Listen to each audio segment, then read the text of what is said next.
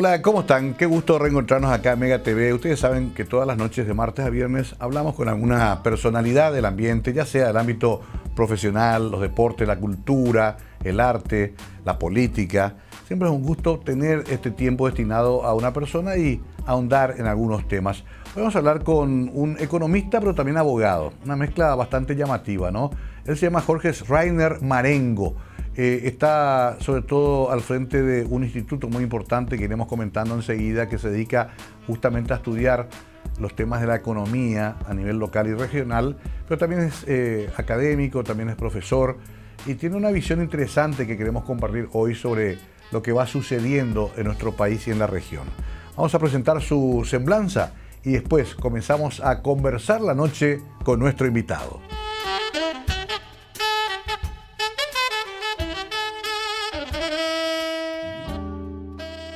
Jorge Luis Schreiner Marengo. En 2009 se recibió de abogado en la Facultad de Derecho y Ciencias Políticas de la Universidad del Norte. En 2012 obtuvo el título de máster en Derecho con una especialización en Derecho Tributario también en la Uninorte. Recientemente culminó el curso de doctorado en Derecho en la misma universidad. En el área académica y profesional, desde 1993 hasta el 2002, fue profesor de Política Económica, Economía 1. De 1997 a 1999 fue miembro del directorio del Banco Central del Paraguay. En los años 1999, 2001 y 2003 fue asesor del Superintendente de Bancos. Del 2003 al 2013 fue presidente de la Comisión Nacional de Valores. Del 2013 al 2019 fue vicepresidente de ASISA y desde el 2002 hasta la actualidad es profesor de Economía Monetaria en la Facultad de Economía de la UNA. Realizó varias publicaciones en su área, entre ellas el estatus del Banco Central del Paraguay en el Sistema Financiero Nacional, a la luz de la Ley 861/96. Serie Estudios 99, volumen 18, CEPRO 1999, Economía Monetaria, Teoría y Política en 2022, entre otras.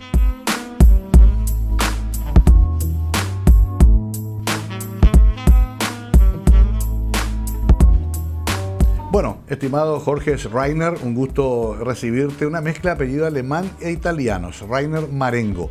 Hay una cuestión europea ahí en tu apellido. ¿Cómo te va? Encantado, Mario. Es un placer estar contigo. Efectivamente, mi abuelo paterno era alemán y mi bisabuelo materno era italiano. Sí. Así que tengo una mezcla muy interesante de dos sangres.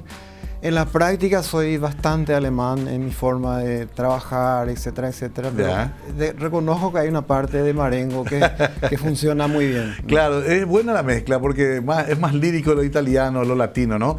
Lo otro más disciplinado. Y lo curioso es que venís de dos carreras también muy fuertes, muy entroncadas en lo que son las profesiones liberales, digamos, el ámbito de la economía y del derecho. ¿Por qué hiciste esa mezcla? Economía estudié, digamos, de joven, me gustó mucho. Estudié en la Nacional, después me fui a hacer una especialización, nivel de maestría en Alemania, sobre política monetaria y crediticia. Ajá. Y digamos que cuando asumí un cargo relevante en el directorio del Banco Central, empecé a sentir la necesidad de que yo tenía que manejar conceptos de derecho. Porque me traían algún dictamen que no me satisfacía, sentía esa... algo que le faltaba. Entonces empezó mi curiosidad y ahí empecé a entender perfectamente de que economía con derecho se complementa de una forma extraordinaria. Sí. De hecho hay toda una materia que se inició en Estados Unidos, se llama Análisis Económico del Derecho. Cuando la economía empieza a analizar las instituciones del derecho para encontrar, incluso en ámbito civil, comercial o penal, aplicar el análisis económico para entender que a veces las cosas que se diseñan en una ley tienen una consecuencia negativa o contraria a lo que se pretendía por cuestiones económicas. Por ejemplo, supóngase que se ponga un arancel que se quiere proteger, al final termina provocando contrabando. Entonces ahí es donde el economista hace un aporte sumamente interesante. Y luego por cosas de la vida, yo cuando salí del directorio del Banco Central, En el año 2000 fui procesado por haber auxiliado a un banco nacional de trabajadores, y ahí, por supuesto, toda mi defensa yo lo preparé. Claro. Mi abogado no entendía nada de finanzas, Claro, y empecé muy yo técnico. a incursionar en el tema del derecho. Bueno, salí absuelto en todas las instancias, incluso en la corte. Después, en el 2004, vuelven a procesarme por otro auxilio a un banco. Sí. Y ahí dije, bueno, yo voy a estudiar Derecho. Y del 2004 empecé a estudiar en Uninorte Derecho. Ajá. Y me encantó porque tenía tanta cotidianidad con conceptos que al final terminé la carrera de Derecho, hice una maestría, hice un curso de doctorando ya, me falta la tesis final, pero en la práctica me ha servido muchísimo la combinación de economía con Derecho. Qué interesante explicación la que das. Me siento identificado porque uno, al pasar por un proceso judicial, se hace un poco abogado también. Sí. Es cierto, uno respeta a su defensor, pero quiere interiorizarse, quiere entender y quiere ayudar también a la defensa. Y más si tenés formación, ¿verdad? Es toda una escuela de derecho pasar por los tribunales en Paraguay. No es agradable, pero es una enseñanza de vida también. Y poca gente se acuerda de que uno sale absuelto, doctor. Se acuerda la gente de los otros, de los condenados. Sí. Pero uno sale absuelto y es como diciendo, bueno, ya está. Y no saben que es un momento muy difícil para la vida de las personas. Yo agradezco a Dios porque es una prueba interesante, durísima la prueba. Durísima. Pero ahí uno detecta quiénes son tus amigos. Exacto. Quiénes son los que realmente te aprecian. Y en realidad ese proceso, gracias a Dios, no ha afectado mi reputación como profesional, porque una de las cosas muy interesantes de la acusación fiscal era que no debimos auxiliar al banco, pero dejaron en claro que todos éramos personas honestas. Y eso fue para mí un clic muy especial, porque al juzgado le transmitió la fiscalía de que lo que nosotros cometimos un error de tipo administrativo, que causamos daño, pero que nosotros, digamos, como personas, éramos profesionales intachables. Y eso ayudó muchísimo, digamos, a que al salir absuelto, confirmado hasta por la corte, haya sido de mucho dolor, pero para mí fue un proceso de aprendizaje extraordinario. Se aplica un poco lo que dicen los americanos, haz del limón limonada. O sea, fue una circunstancia difícil, pero me ayudó muchísimo a amar otra carrera. Sí. No ejerzo el derecho, pero sí me sirve muchísimo. O sea, claro. Es interesante ese proceso que hiciste, hasta si se quiere personalmente. Estuviste 10 años también al frente de la Comisión Nacional de Valores. Sí, desde el 2003 al 2013. Estuve fui nominado y designado por el gobierno de Nicanor Duarte Frutos. Sí. Luego vino el cambio de gobierno. Por supuesto que cuando asumió Lugo, yo presenté mi renuncia porque así corresponde. Me confirmaron en el cargo. Y luego salió Lugo, entró Federico Franco. Sí. También le presenté mi renuncia como corresponde. Me confirmaron. Y estuve hasta marzo del 2013, porque me ofrecieron un trabajo en el sector privado, entonces me retiré totalmente del sector público. En el año 2013 me fui al grupo Inverfin, trabajé 6 años casi con ellos, y desde el 2019 un primo mío, se llama Javier Gómez Schreiner, que es fundador de la empresa Contel, falleció a los 46 años, entonces mis tíos me pidieron para hacerme cargo de la empresa, ayudarles ellos. Y desde el 2019 estoy al frente de la empresa Contel, es una empresa de tecnología. Sí. Me ayudó mucho también a renovarme, a incursionar en temas que no era de mi especialidad. Pero felizmente en todas las empresas encontrar los mismos problemas, recursos humanos, recursos financieros. Claro. Entonces al final fue para mí una especie de renovación mental, porque incursionar en áreas nuevas, ahora estamos viendo innovación, inteligencia artificial, ese tipo de cosas, te obliga a reciclarte, a reinventarte como ser humano, y realmente estoy contento porque me permite también, me dan el permiso especial para seguir enseñando en la Facultad de Economía. Que no querés abandonar tampoco el aspecto académico. Que si yo pudiese vivir de la docencia, viviría solo de la docencia. Claro. Es mi pasión realmente, pero pretender vivir de la docencia en Paraguay es imposible. Imposible porque no se lo valora como debe ser. O sea, estamos hablando de Alemania, que yo vi, los docentes ganan muy bien, claro, muy respetados. Japón, ni qué decir, o sea, los docentes son más honrados incluso que otros funcionarios. Sí. Hace una carrera, de luego. Es una carrera, entonces, pero como eso es inviable en Paraguay, lo que queda es una combinación de ejercer la profesión, actividades empresariales, etcétera, etcétera, y dedicar un tiempo. Pero por décadas enseñé ad honorem en la Facultad de Economía, porque yo me recibí ahí, mi hija también se recibió en la Nacional, entonces es una forma de devolver, y algo que no estaba, digamos, previsto, pero finalmente se concretó con apoyo del Instituto Patria Soñada y de la Fundación Javier Gómez. Pude, aprovechando la pandemia, escribir un libro sobre economía monetaria. Ajá. Y que se regala a los estudiantes en forma física, impresa, tipo 80, 90 por año más o menos, y también se puede descargar digitalmente en forma gratuita. Una de las cosas que yo me di cuenta es que muchos estudiantes de economía son personas de escasos recursos, sí, no pueden comprar un libro de 200, 250 mil guaraníes, no pueden. Entonces, como yo no me iba a volver millonario vendiendo libros, dije, ok, pongo mi donación de mi tiempo, de todo mi conocimiento, y con apoyo financiero se entregó. Ya son 1000 unidades que se fueron repartiendo a estudiantes y a personas que están en el área. Realmente me hace muy bien devolver en cierto modo a la sociedad lo que uno recibe. Claro, mencionaste el Instituto Patria Soñada. Me interesa también ese aspecto. Iremos esto desglosando en 4 bloques, obviamente, pero quiero dejar por lo menos el título antes del primer corte. ¿Qué es? ¿Un grupo de intelectuales, de profesionales? ¿Cuál es el sentido del instituto?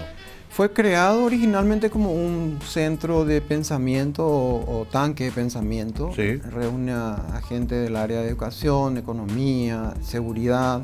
Tiene un consejo a quien yo respeto muchísimo. De hecho, me habían invitado hace un buen tiempo. Un amigo mío que falleció se llamaba Dionisio Coronel, con quien compartía el directorio del Banco Central, y él me invitó para formar parte del consejo. Él lastimosamente falleció hace 2 años atrás. Y es un consejo realmente de mucho respeto y de mucha diversidad en términos de profesión, pero con valores similares que son el respeto a la libertad. O sea, esa es una de las cosas que nos une. Yo soy un enamorado de la libertad de las personas, y ni qué decir en el área económica. Entonces, ese, digamos, es el campo donde me atrajo incorporarme, porque es donar tu tiempo. También, no hay remuneración ni nada, sino que se dona el tiempo. Y emiten un documento que es el Índice de Libertad Económica, ¿no? Es uno de los documentos más importantes que la revista se gestiona, digamos, originalmente de la Fundación Heritage de Estados Unidos, que hace un informe sobre libertad económica en el mundo entero. Y el Instituto Patria Soñada lo que hace es el capítulo Paraguay. Lo traduce al español y luego hace un formato que sea compatible con la revista en la versión original en inglés, y adaptado y reforzado al campo paraguayo. Ahí tengo que hacer la pausa. Después quiero entrar un poco en tema más profundo, justamente de cómo estamos en esos niveles en Paraguay. ¿Tenemos realmente libertad económica todavía? ¿Es un Estado muy dirigista? ¿Todavía hay demasiado Estado y poca iniciativa privada en Paraguay? ¿Qué nos falta para avanzar también en esos términos? Vamos a aprovechar que está acá el profesor Schreiner para tomar una pequeña clase privada, y para ustedes también, de economía y de todo lo vinculado a la misma, que es la vida misma casi. Ya volvemos.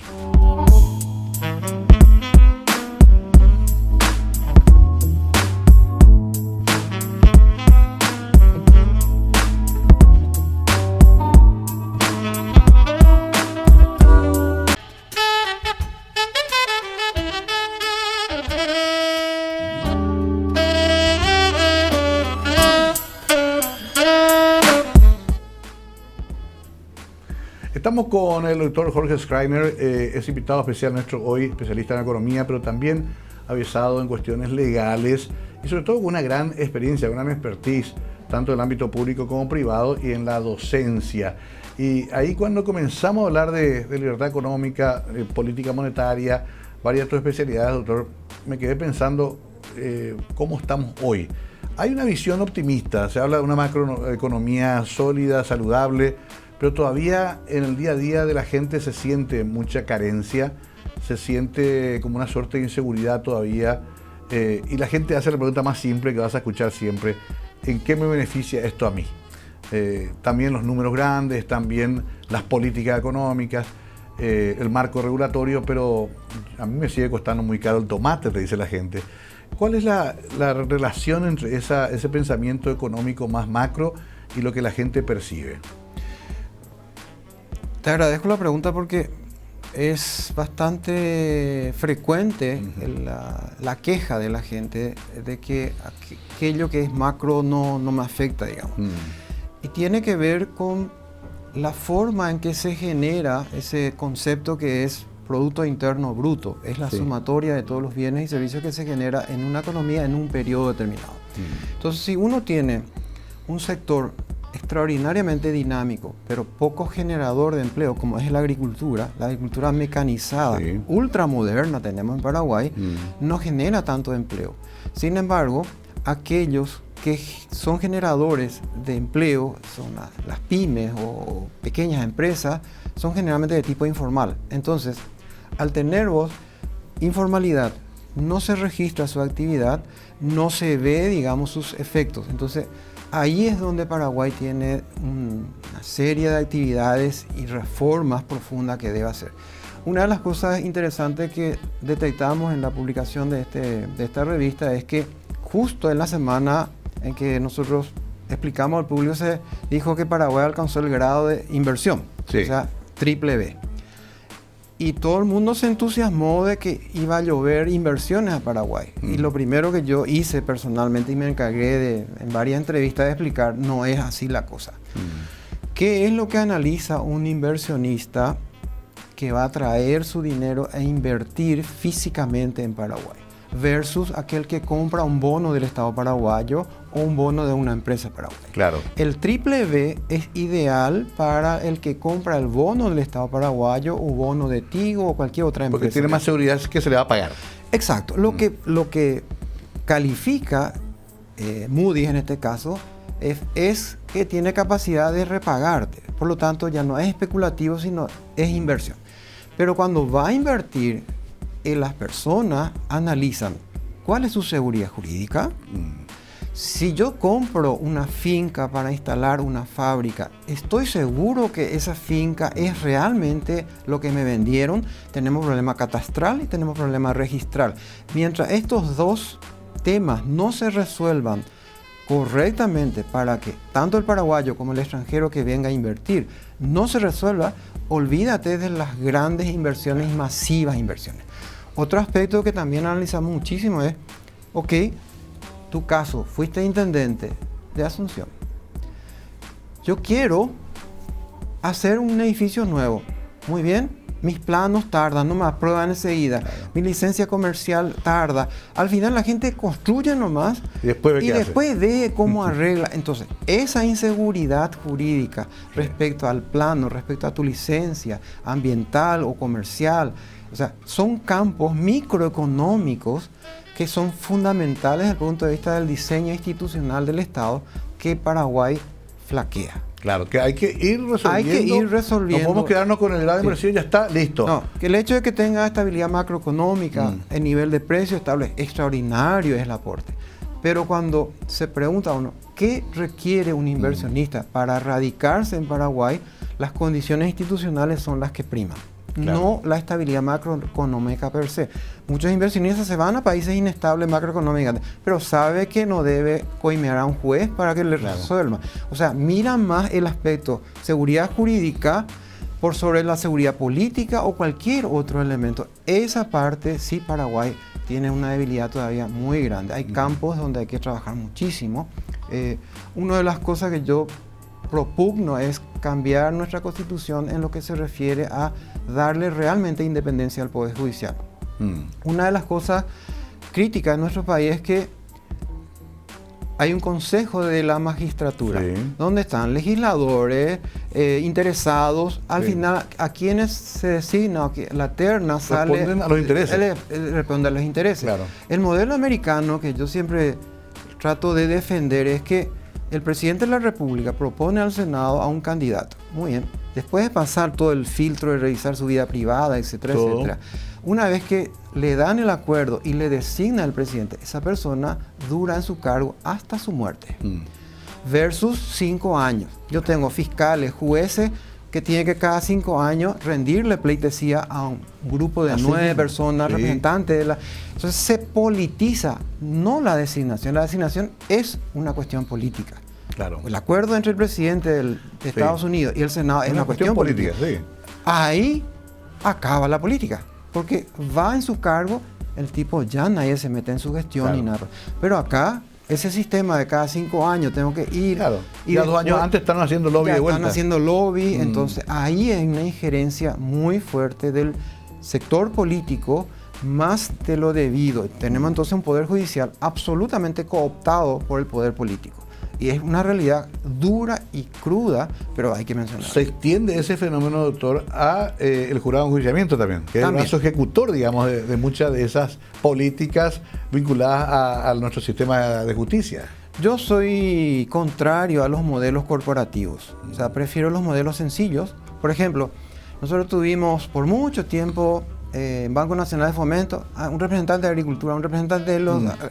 No funciona. Yo necesito un directorio profesional que entienda de finanzas. Claro, pero como no, un banco privado. Pero no que represente a un sector en particular. La misma cosa, el Banco Central es profesional hoy, porque lo que se requiere es idoneidad para ser director del Banco Central. Claro, ese viejo modelo de la dictadura pues, era repartir un poco la prebenda hacia los sectores adeptos al gobierno. Ese modelo corporativo que se aplicó para el Consejo de la Magistratura o para el jurado de enjuiciamiento es perverso.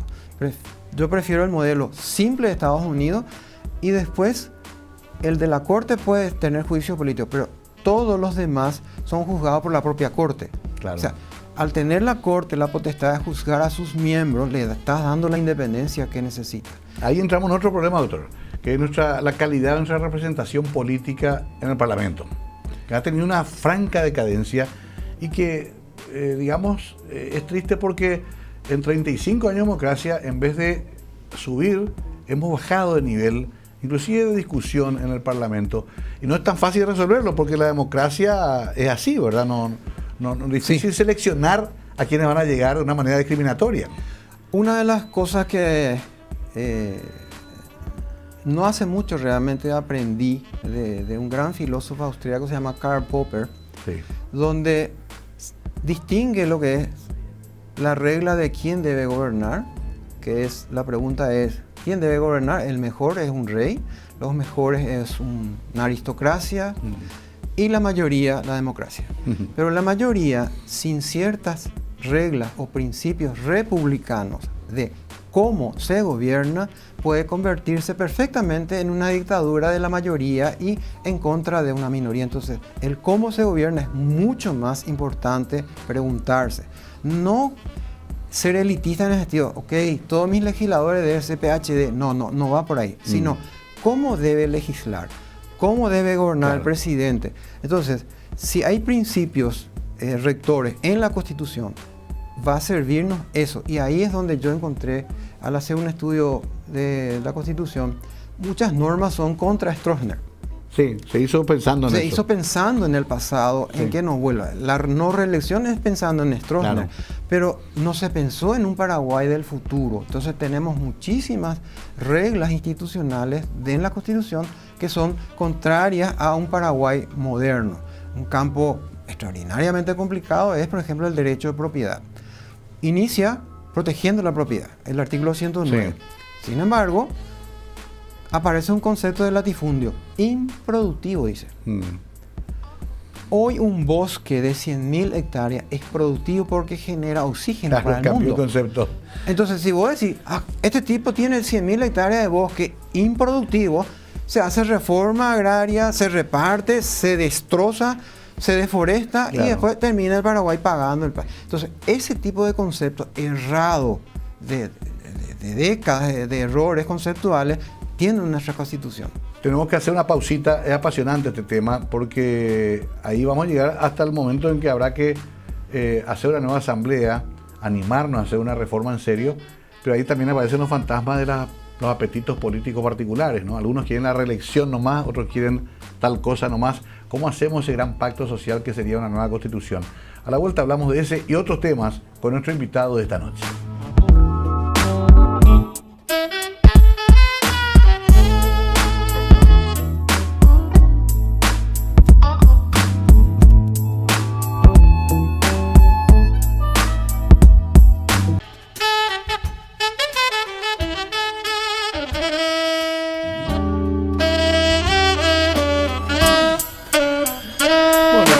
Schreiner Marengo está con nosotros, entusiasmado con todos estos temas. No te pregunté, doctor, ¿estás casado, tenés hijos, sos abuelo, sos único hijo? ¿Cómo es tu historia personal en un minuto? Estoy casado desde el año 88 con la misma señora. Tengo 2 hijas. Sí. Todavía no soy abuelo. Ah, bueno. Mi hija mayor está en este momento en Estados Unidos. Está trabajando en el Fondo Monetario. Ok. Y mi hija menor es licenciada en marketing y está trabajando en el grupo Frutica. O sea, qué bien. Realmente soy un padre muy feliz. Sí. Me salieron muy bien mis 2 hijas. ¿Casadas ya? No, todavía. Son más inteligentes que nosotros los jóvenes ahora. Esperan un poco más para casarse. Sí, yo apoyé mucho a mi hija mayor que está programando casarse el próximo año. Está cumpliendo 30 años, entonces creo que es una muy buena edad para tomar una decisión tan dura como es casarse. Sí, importante. Yo también me casé a los 28. Nosotros, nosotros antes de los 30 nos casábamos todos antes, pero bueno, los chicos ahora se forman primero y después se casan, lo cual es genial. Ahora, club, no te preguntes. Olimpia. Bueno, estamos bien entonces. Tenía miedo de que me diga alguna otra cosa el doctor. Evidentemente hiciste colegio acá en Asunción, me imagino. Yo nací en el interior del país, en Villa del Rosario. Okay. Estuve hasta el año 72, con 12 años falleció mi madre, y entonces vine a Asunción. Y ahí desde el 73 entré en un colegio, se llama Nacional Vicepresidente Sánchez, que está sobre San José y Toledo. Conozco. Era la época en que nos vigilaba el color de la media. Sí. Teníamos que impecablemente. Casi como un cuartel, ¿verdad? Sí, es casi un cuartel. Ajá. Realmente colegio público entonces. Colegio público, muy interesante. A mí me sirvió muchísimo porque el tránsito del interior a Asunción siempre es difícil. Sí. Por suerte en mi familia hablábamos bien el castellano, entonces no fue. Pero venir del interior a Asunción fue un tránsito seguro pesado para mí. Un cambio grande en esa época. ¿Y el señor Schreiner a qué se dedicaba? ¿Tu papá? Mi papá ya falleció, se dedicaba a la agricultura. Ajá. Y yo, justamente una de las cosas que les cuento a mis amigos, que a los 6 años yo ya andaba a caballo con la carpidora, porque cultivamos algodón, trigo, ese tipo de cosas. Increíble, tuviste esa experiencia. A las 4 de la mañana, 4:30 de la mañana, con 6, 7 años, ya ayudaba a mi papá. Y llegué a odiar los caballos por eso. O sea, imagínate lo que es. Pero vos sabés que me da a pensar, porque estuve con Dionisio Bordas de poco también y me contaba su vida en San Juan Bautista también. Aprendió a hablar castellano recién al entrar en la escuela, vida rural, mamá soltera. O sea, evidentemente que tuvimos una época en que funcionaba todavía, doctor, esa transición del campo a la ciudad y educación estatal. Sí. Eso decayó también mucho. Muchísimo. Lastimosamente. Yo noté mucho la diferencia. En mi época se estudiaba latín, por ejemplo. Sí, o sea, lógica.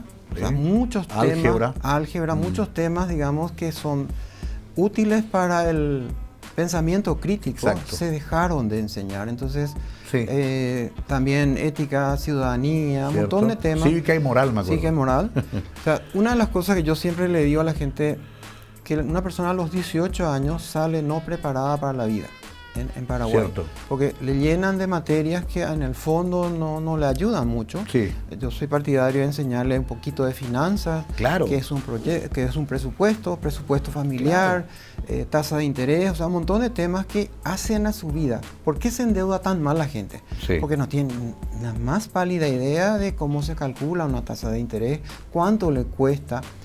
Te cuento esta anécdota. Yo volví de Alemania en el 91 y era funcionario del Fondo Ganadero, me fui con permiso y cuando volví hablé con el presidente entonces, Serrati era su apellido, y me dice, ¿qué estudió usted en Alemania? Y le expliqué, política monetaria y crediticia, esa es mi especialidad. ¿Y qué va a hacer acá? Me dice. Y no sé, señor, yo tengo un contrato de que tengo que volver al Fondo Ganadero a trabajar por 3 años, le dije. No. no tenés nada que hacer. Agarra el teléfono y le llama al presidente entonces del Banco Central, doctor Enrique Páez, que ya falleció. Le dijo, acá hay un muchacho que te va a ser muy útil. 8 días después ya era funcionario del Banco Central. Me trasladaron así, me cambió mi vida, porque yo siempre soñé trabajar en el Banco Central. Claro. Esas son cosas que te salen así. Claro, pero qué visión tuvo Cerrati también, ¿verdad? Impresionante fue. Yo admiré esa honestidad que tiene. Decir, no, esta persona va a ser más valiosa en tal institución y no quedarse, hacerte cumplir tu contrato, qué sé yo. Entonces, ese para mí fueron una de esas instancias de la vida que te cambia, digamos. O sea, la autonomía del Banco Central es una buena decisión del modelo político paraguayo. Hay varios modelos en el mundo para lograr la estabilidad monetaria. Sí. Uno de ellos es la independencia del Banco Central como custodio de única función es preservar el valor del dinero. Ese es un modelo internacional al cual yo me adhiero profesionalmente. Es el modelo del Banco Central alemán, que después se trasladó al modelo europeo. O sea, el Banco Central europeo es independiente de presiones políticas. Por ejemplo, el mandato del consejero en Alemania era 8 años, en Estados Unidos 14 años. Entonces, cuando viene un presidente, le cuesta muchísimo cambiar a todo el consejero para adecuar a su modelo. O sea, valoran tanto la estabilidad monetaria que una de las cosas que tuve una pasantía, al terminar mi clases en Alemania, me fui 2 meses al Banco Central alemán a hacer una pasantía. Y ahí un señor que me atendió me explicó, me dijo, mire, me dijo, nosotros los alemanes sufrimos 2 hiperinflaciones en poco tiempo. Entonces, es una ley simple la nuestra, pero a ningún legislador alemán se le va a ocurrir cambiar esto.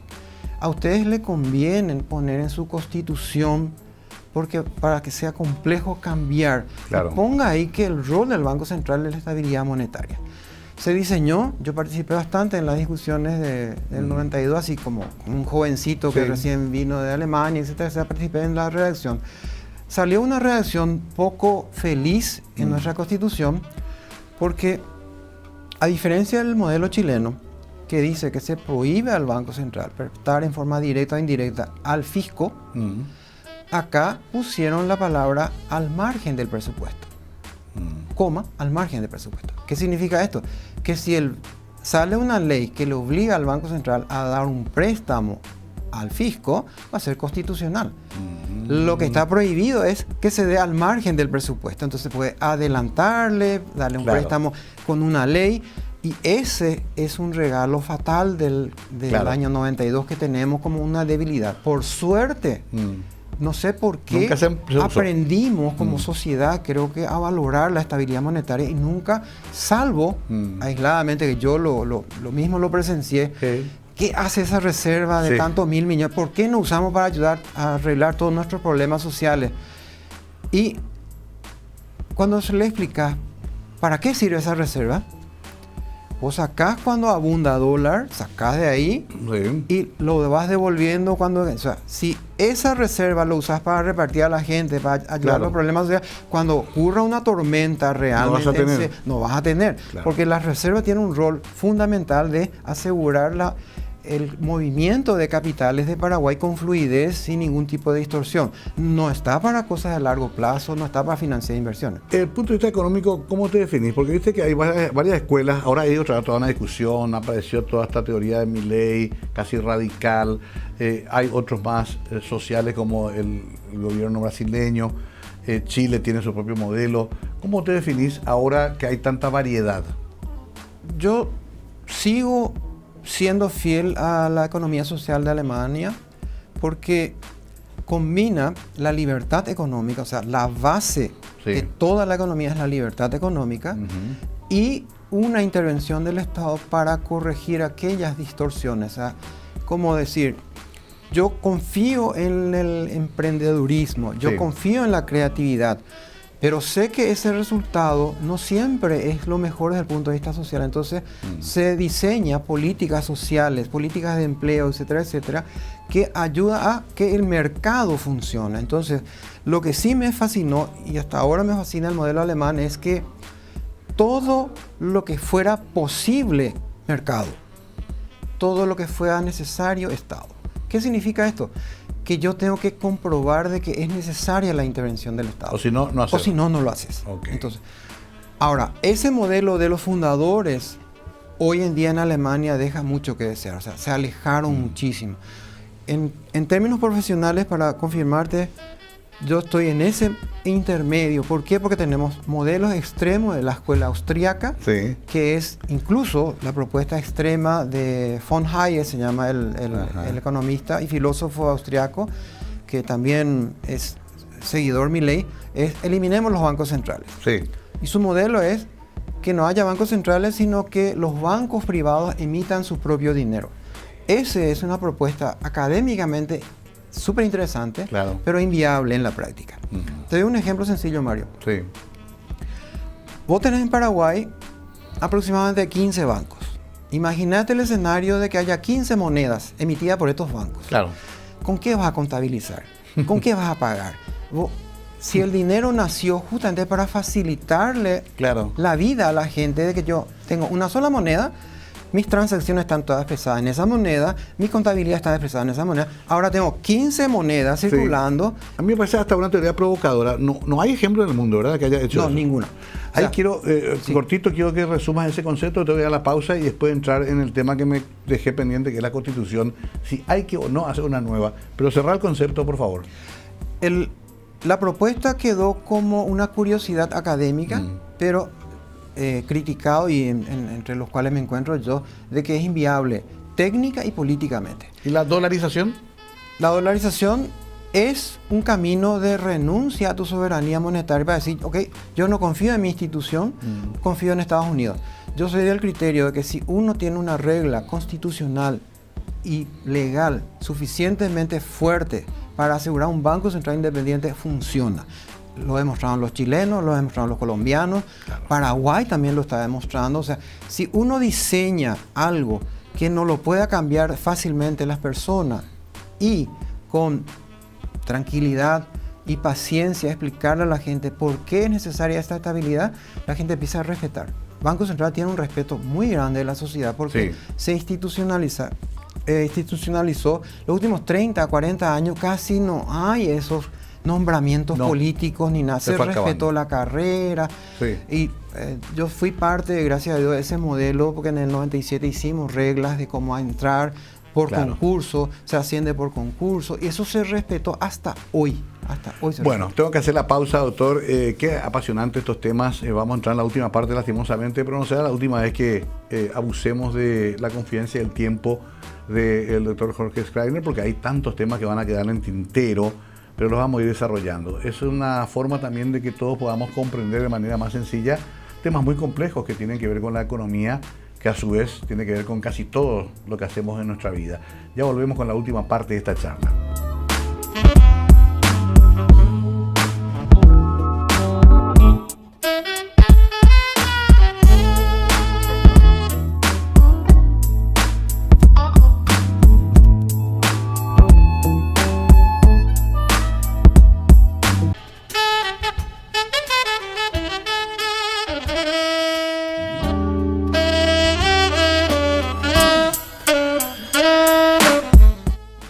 Continuamos charlando con su invitado hoy, el doctor Jorge Schreiner, que nos cuenta muchas cosas que es interesante ir analizando, aprendiendo, preguntando por qué no.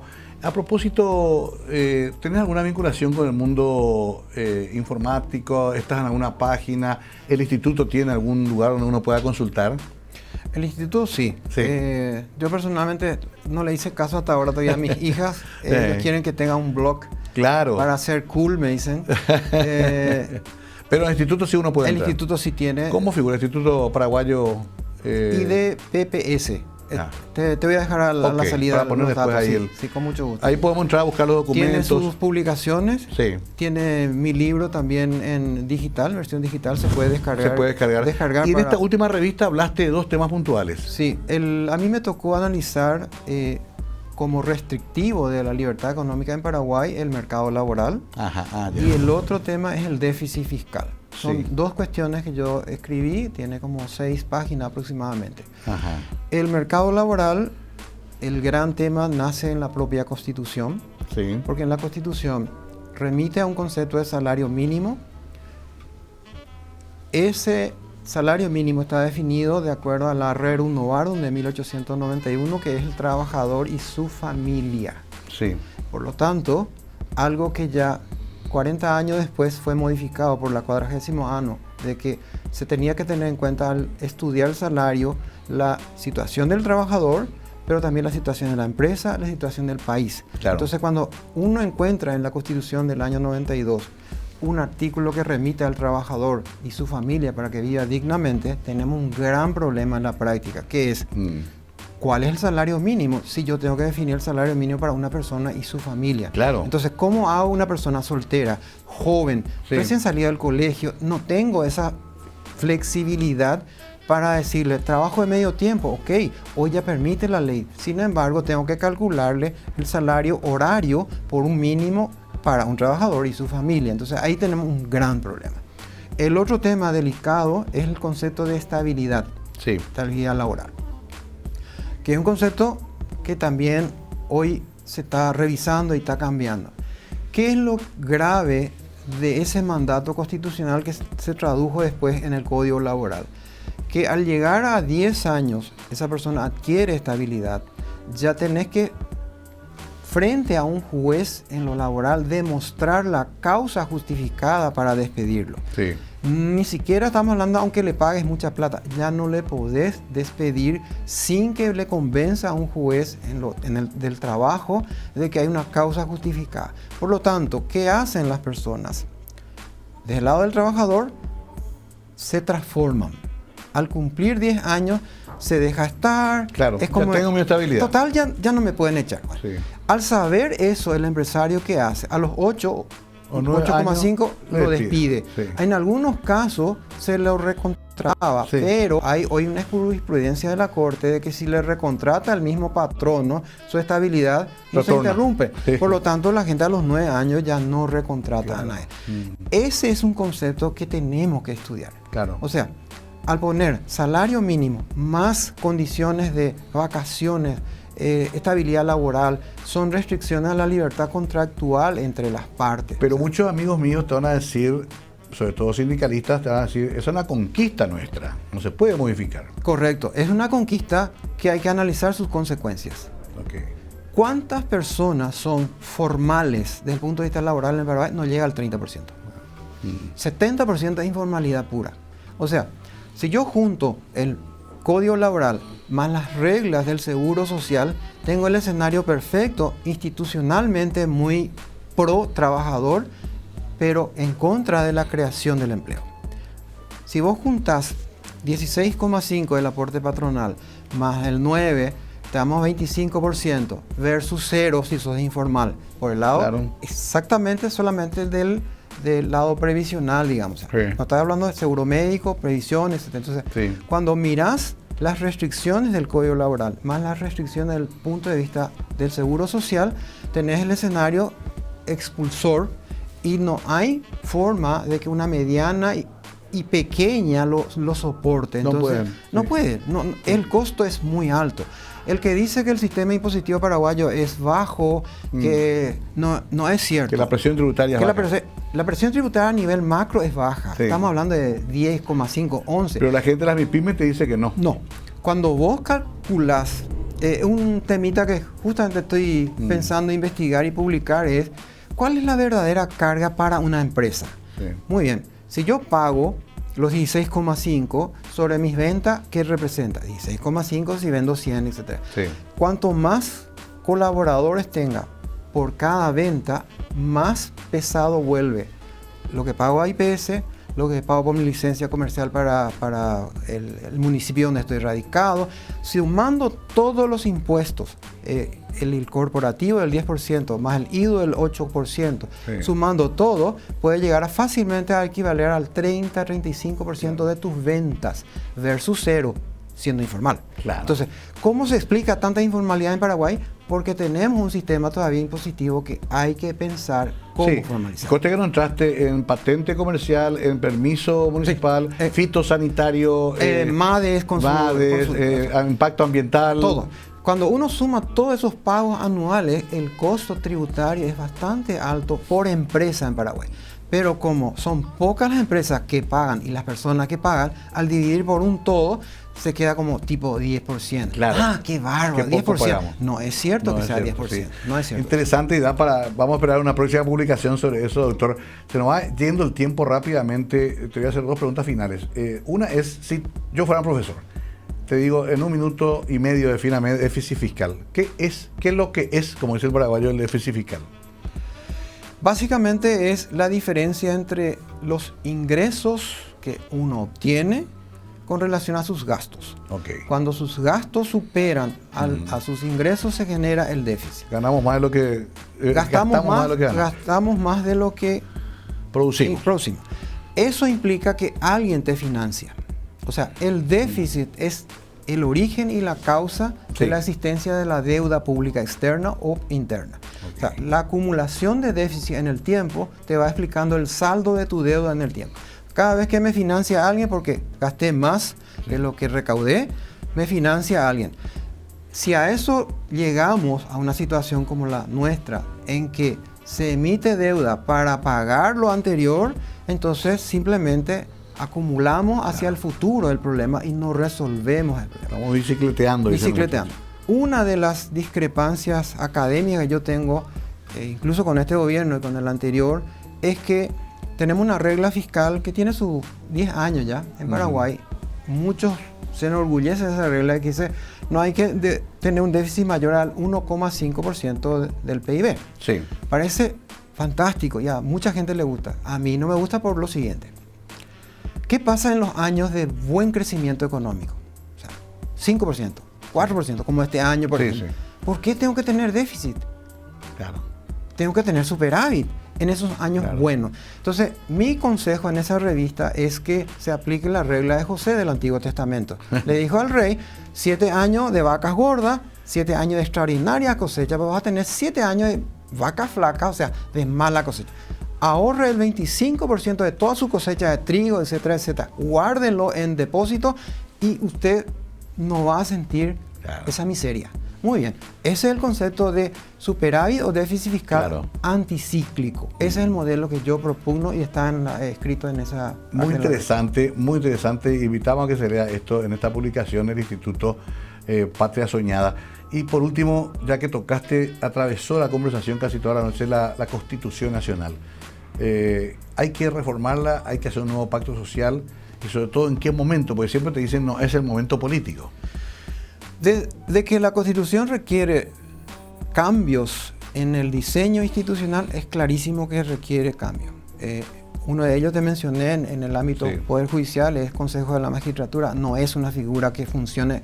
2 o 3 países lo tienen, no funciona. Ha demostrado que no funciona. Sí, y va empeorando. Y va empeorando. El mejor sistema es el modelo americano, donde el presidente propone a una persona de absoluto prestigio, digamos, y el Senado le hace... ¿Pero qué hacemos con el resto de los temas? Reelección, tantas cosas. La reelección, yo soy partidario del modelo chileno, que es la reelección alternada.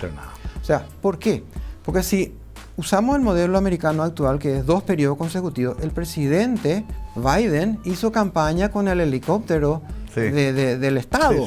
Eso está mal. Eso es aprovechar tus hijos. Entonces, lo que hace el modelo chileno es, 5 años, salí de ahí.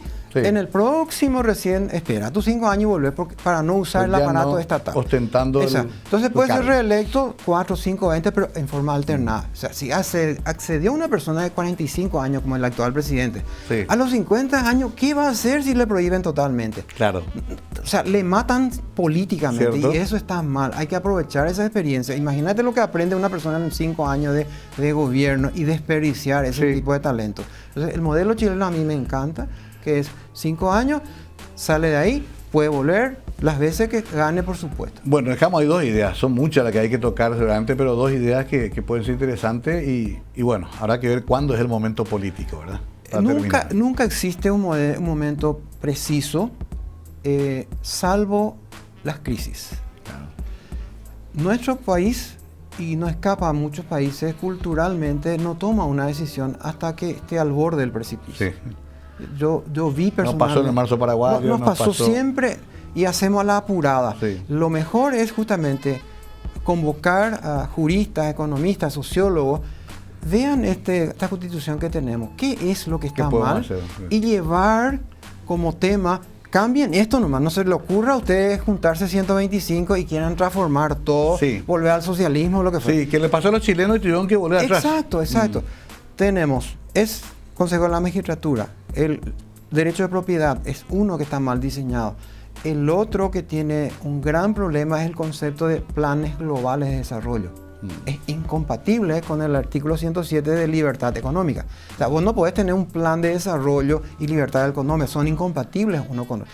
Por más que diga que es indicativo, cuando dice que el plan global es indicativo, la tentación del gobierno de turno es usar subsidios, prohibiciones, permisos y condicionar a la economía, y lo que hace es limitar la libertad económica. Bueno, se nos acabó el tiempo, Jorge, te agradezco mucho. Me encanta porque se nota tu vocación de profesor universitario, pues, si es por vos, vamos a ir una hora más, porque veo que te apasionan estos temas, y eso es fundamental. Realmente me apasiona, y suelo pedirle a mis alumnos que me avisen que llegó la hora. Bueno, vamos a tener seguramente una nueva oportunidad. También estamos cerca del instituto tratando de apoyar todas sus actividades, así que no será la última vez. De todas maneras, cerrando, ¿hay un Paraguay mejor posible, te parece? Sí hay. Yo tengo mucha esperanza en el gobierno actual, en su ministro de Economía y Finanzas, una persona muy preparada. Lo que sí le reiteraría como recomendación es que adquiera un poquito más de sencillez y humildad para tratar a sus contrapartes, a los legisladores, etcétera, etcétera, porque eso es lo que un político detesta, la soberbia intelectual. O sea, yo tengo la satisfacción de que al explicarle como si fuera un niño de 5 años, terminan aprobándote cosas una vez que entendí. Claro. Algo que aprendí un gran amigo, se llama Gonzalo Quintana, es que no existe la voluntad política sin conocimiento.